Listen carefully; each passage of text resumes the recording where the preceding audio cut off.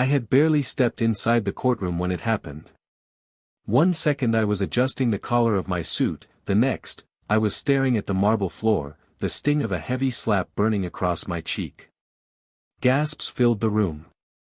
My glasses skittered across the tiles as I slowly turned my head, trying to understand what just hit me. The officer, broad-shouldered, furious, and red in the face, stood above me like I had committed a felony just by breathing. His name tag read B. Forrester, and from the way he squared up, he clearly believed he had just laid down justice. You think you can walk in late and mouth off? Sit down before I drag you out. He barked, voice echoing across the oak-paneled courtroom. But I hadn't said a word. I hadn't even made it to my seat yet. Behind him, the judge froze mid-motion. The stenographer's fingers stopped clicking. Someone dropped a pen. Every eye was locked on me, on the man who just got smacked in a court of law. I stood up slowly, heart thudding in my chest. My cheek throbbed, but I kept my voice steady. I think you just made a very big mistake. The officer scoffed. We'll see about that. He hadn't asked for my name. He hadn't checked the docket. He assumed. And in about 60 seconds, the entire room would find out exactly who I was. I reached into my inner jacket pocket, slowly, deliberately. For a split second, I saw Officer Forrester's hand twitch near his holster, until I pulled out a slim, dark leather wallet. The room watched as I flipped it open and held it up. Inside was a gold badge, glinting beneath the overhead lights. A seal. A title. A name. Special Counsel, Department of Justice. Senior Division. The murmurs started instantly. One of the defense attorneys dropped his legal pad. A court clerk whispered something that made her colleague sit upright. Judge McIntyre leaned forward, squinting to make sure he'd read it correctly. Forrester stared at the badge, then at me, and finally at the judge. He looked pale now, like someone had just kicked the ground out from under him. You assaulted a federal official, the judge said quietly, her voice more like a warning than a statement. I didn't know who he was, Forrester blurted. You didn't ask, I replied, voice calm but cutting. Every face in the courtroom had changed. No one was blinking. The same people who looked at me like I didn't belong were now wondering how much authority I actually carried. And the truth was, they didn't know the half of it yet. The real reason I was here today had nothing to do with being a spectator. It had everything to do with why this courtroom was under investigation. The judge cleared her throat, but her composure was slipping. Mr. Carter, she said, reading my name from the badge. You're here in an official capacity? Yes, Your Honor, I said. Assigned by the Deputy Attorney General. This court was flagged for procedural violations. Today was an unannounced observation, until I was welcomed with an open hand. Gasps again. This time louder. Someone in the gallery whispered, "This is bad." They were right. I stepped forward slowly, retrieving my glasses from the floor. Forrester backed away, the fire in his expression replaced by panic. His mouth opened like he wanted to say something, but nothing came out. I was sent to review courtroom conduct, I continued. I didn't expect to become part of the misconduct. The judge adjusted her robe, visibly sweating. This court has always operated with the highest, I raised a hand gently. With respect, I've already reviewed 4 prior transcripts from this bench, and what I've seen today confirms everything in those reports. Now everyone was listening. Attorneys on both sides had stopped shuffling papers. Phones were being silenced. The entire courtroom had shifted from routine to reckoning. I'll be filing a preliminary complaint with the Inspector General, I said, turning toward the judge, then toward Forrester. And that slap. That wasn't just a mistake. It was a symptom. His jaw clenched. Of what? He said through gritted teeth. I looked him dead in the eye. Of a culture that believes authority excuses assumption. Forrester looked like he wanted to speak again, but the words got stuck somewhere between his pride and his fear. He finally took a step back, placing both hands behind his back like a soldier waiting for orders. The judge leaned forward. "Mr. Carter, I trust we can resolve this, discreetly." I didn't smile. "That depends on how deep the pattern goes. Today wasn't an isolated slip. I've reviewed video footage, interview transcripts, even complaints dismissed without review. What happened today proves this court isn't just ignoring the rules, it's redefining them for convenience." Behind me, the court reporter was typing again, every word now meant something. "I need to see the officer's personnel file," I added. "Today. And I want to speak with the district supervisor, off the record first, then on if necessary." The bailiff, who had stood frozen near the entrance, suddenly turned and left the room in a rush, no doubt to fulfill the request. Judge McIntyre exhaled through her nose, clearly rattled. "May I ask," she said, choosing her words carefully, "how far this review extends?" I gave her the same look I'd given Forrester. "That depends," I said. "Do you think what happened today began with him, or does it end with you?" You could hear a pin drop. Because in that moment, everyone realized, the man they dismissed, the man they struck, the man they thought was just another face in the crowd, was the man who could pull the entire court apart brick by brick. A tremor passed through the room. People shifted in their seats, not just out of discomfort, but out of fear. Real fear. The kind that grows when someone who's been quietly watching suddenly speaks with power. The judge's voice dropped to a hush. "Mr. Carter, let's take a short recess." "No need," I replied calmly.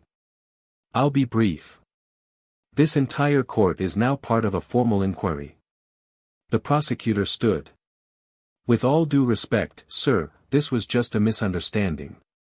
Surely you don't believe one officer's lapse, this isn't about one slap," I cut in. "This is about unchecked behavior, silenced complaints, and a system more focused on control than justice." I turned toward Forrester again, who now looked like he was begging for the floor to open and swallow him. "You didn't ask who I was. You didn't verify anything. You just reacted." I paused. "What if I wasn't who I am? What if I wasn't wearing a badge? Would anyone in this room have stopped you?" No one answered. The silence said enough. Then I stepped forward to the center of the courtroom, square in the middle of where prosecution and defense usually face off.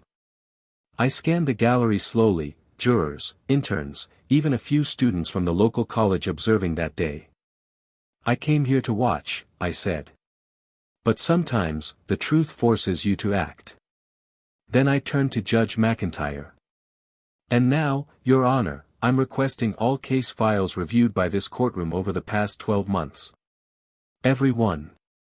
Her mouth opened, but I wasn't done. "And one more thing, this session is officially suspended pending federal review." Gasps echoed again. And just like that, the courtroom, the same one where I'd been slapped without cause, was now under my command. Judge McIntyre's gavel trembled slightly in her hand, but she didn't bring it down.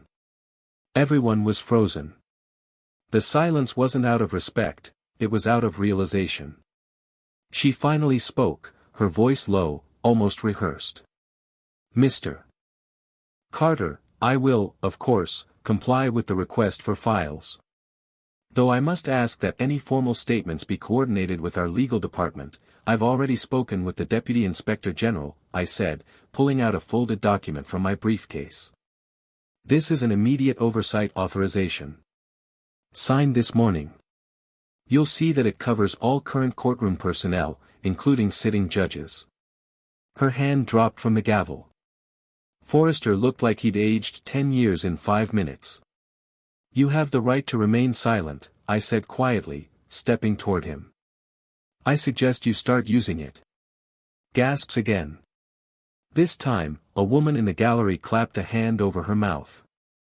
Even the stenographer looked up from her keyboard in disbelief. A moment later, 2 plainclothes agents stepped into the room from the rear door, U.S. Marshals. I had briefed them before entering the building. They didn't say a word. Just moved toward Forrester and asked him to come with them. His resistance melted away. As they escorted him from the courtroom, his eyes caught mine once more, no longer filled with anger or even confusion. Just regret. Judge McIntyre slumped slightly in her chair. "What happens now?" she asked. I adjusted my cuffs, smoothed the front of my jacket. "Now," I said. "Now we find out how many others thought they could get away with it." Because in this courtroom, justice had just changed sides. Within minutes, the entire courthouse buzzed like a kicked anthill. Clerks whispered nervously in corners, lawyers made quiet phone calls from the hallway, and officers who had been standing tall earlier suddenly looked very small.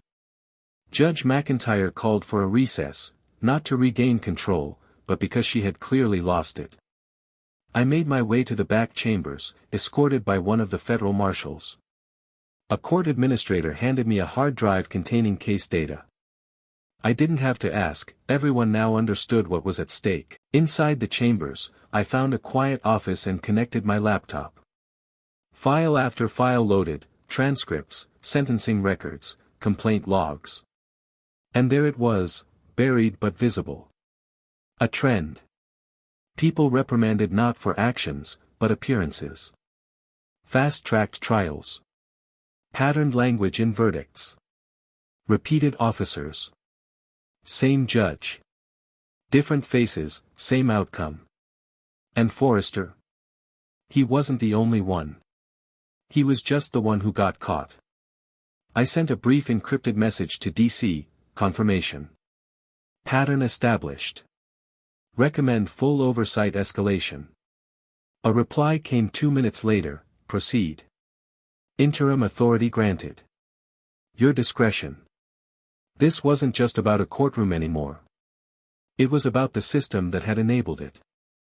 And before the sun went down, everyone in this building would know, someone had been watching all along.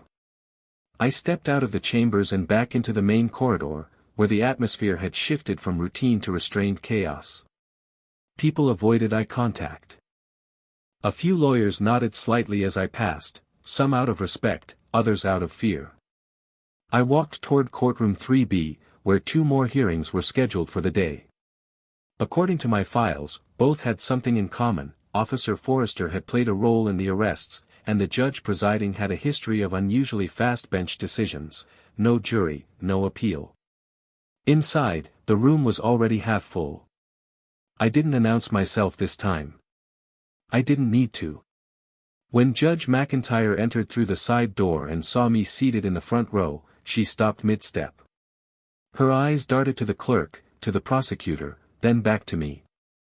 I simply nodded once. She took her seat and opened the case folder, her hands shaking ever so slightly. Docket 4521-B, State vs. Nolan Reeves.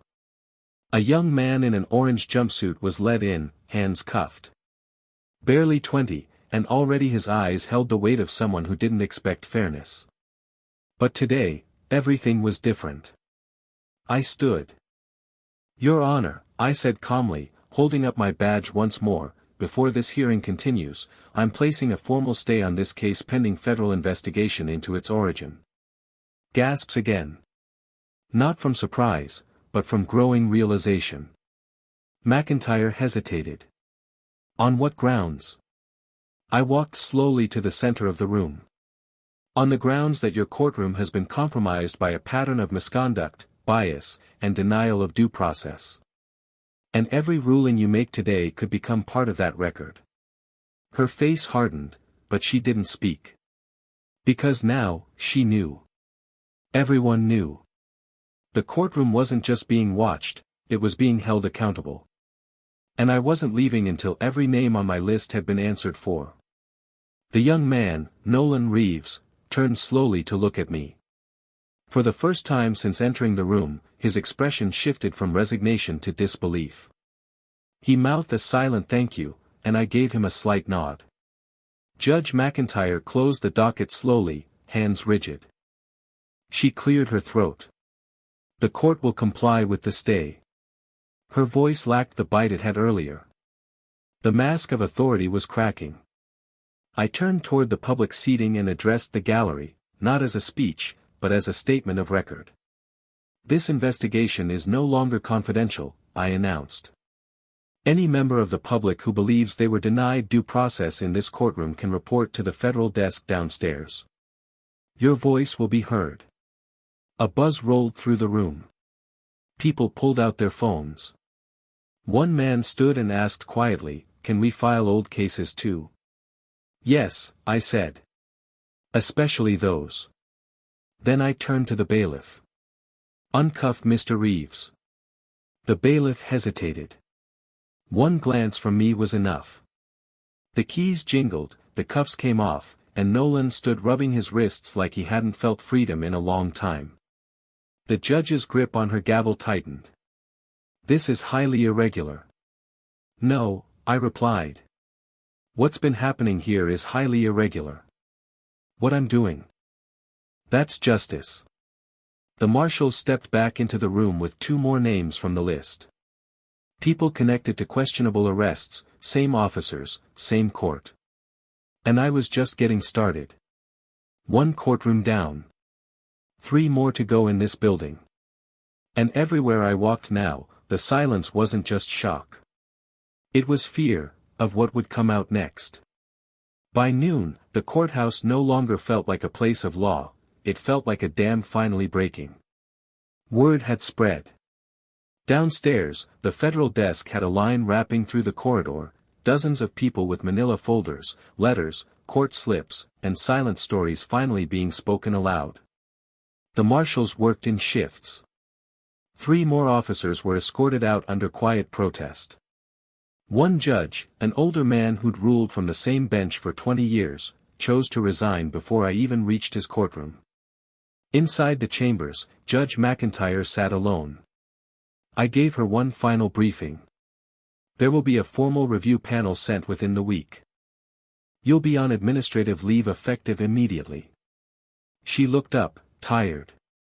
All these years. I thought no one was paying attention. I studied her carefully. They were. But they were too scared to speak. You made sure of that. Her lips pressed into a thin line, but she didn't argue. I exited into the main lobby, where Nolan Reeves now stood in civilian clothes, his orange jumpsuit traded for a donated jacket. He nodded at me as I passed. "You changed everything," he said quietly. "No," I replied. "You all did. I just made sure someone listened." Outside, the courthouse doors opened with a groan. I stepped into the sunlight, and for a moment, I just stood still, taking in the weight of everything that had cracked open behind me. One courthouse down. And 1,000 others across the country still waiting. But today, just today, justice wasn't a symbol carved into stone above a bench. It was real. And it had a name.